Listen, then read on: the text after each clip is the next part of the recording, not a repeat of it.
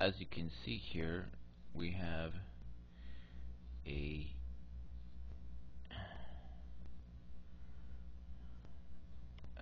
we have a trends formed, and the trend is formed from the support and resistance, the classical pivot lines.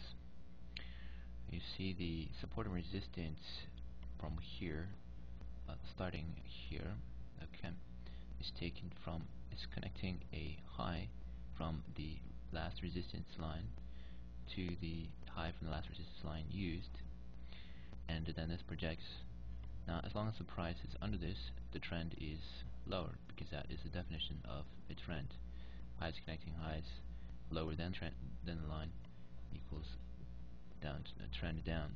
The key is that you must use the highs and lows around the support lines, the support and resistance lines.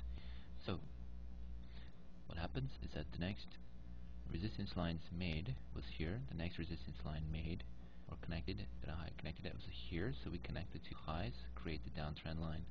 Downtrend line is projected, and this day it cuts through the downtrend line, violates the downtrend line.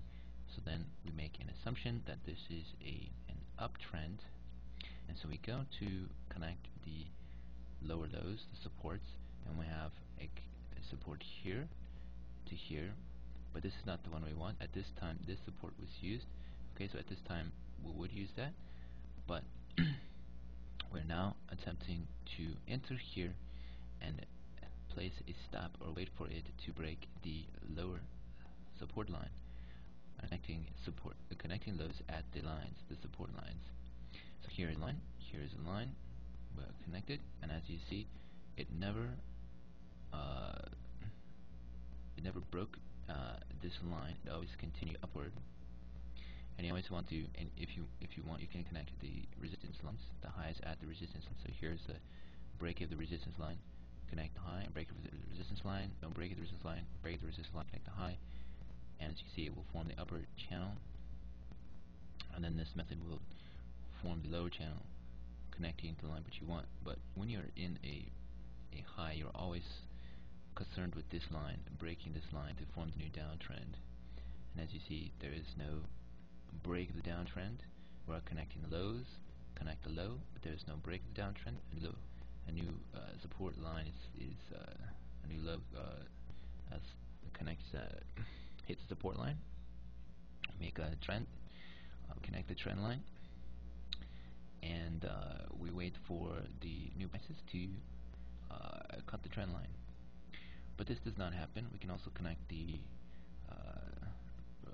highs at the resistance line. So here's the high at the resistance line, high at the resistance line, and what happens is that is in this channel. This is a trend channel for around for that time, which is around 2 weeks for that time. And what happens here is that we have a connection, a support line, and a support line, a lower to support line, lower to support line. We connect the trends, and then there is a cut of the line here. So what we do is that since there is a cut, we sell, and we go down to the resistance, the highs at the resistance lines, and this is our stop. So we're on a sell, and we have this new line here, and let's see. At this time, there was a slight a break of this line, but actually it was not so much a okay. So at that time it was not a break, because this would have been the last resistance line, which would have been impossible. But there is a support here of the previous or hit of resistance of the previous support. So we have it projected. At this point, we project the line, the resistance line, and we are also connecting. So this is our stop. We're placing a stop up here, and if you want, you can also connect the support lines. So the last support line was here and here, And as you see, the price has broken that, which means that it is breaking support lines. This means that it is in a downtrend and is not breaking resistance resistance lines, which means that it's in a downtrend. So this downtrend is usually anticipated for this method. This type of method is usually days or weeks. So this last trend lasted 2 business weeks. So, of course, another point is the 1.618 ratio, and that is represented at 38.2 and 61.8.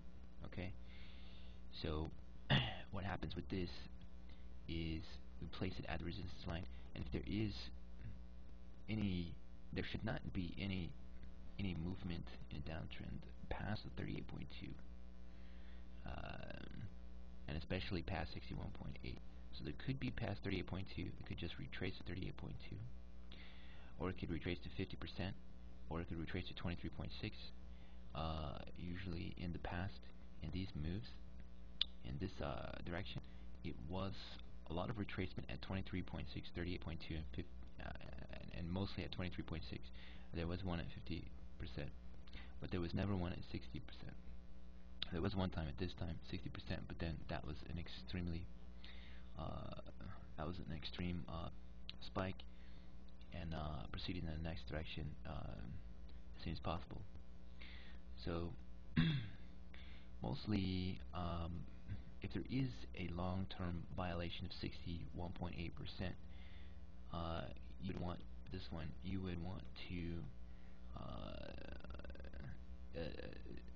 try to identify an upward trend to see if you can identify an uptrend, because it may be that you did not correctly identify the uptrend. But usually this is easy to see, as the support lines and resistance pivot lines are pre-calculated. As you can see, I have support and resistance lines here, and at the end of the 24 hours I will wait for this to finish, and then I will draw lines from the last support line to the new support line that is used, just as I would draw lines from the last resistance line used to the last resistance line used, and whatever line it is breaking, that determines the direction of the, or it had broken last, and determines the direction of the trend. As we said, now it is breaking support lines, and it did break the support line here, and it has not broken the resistance lines here.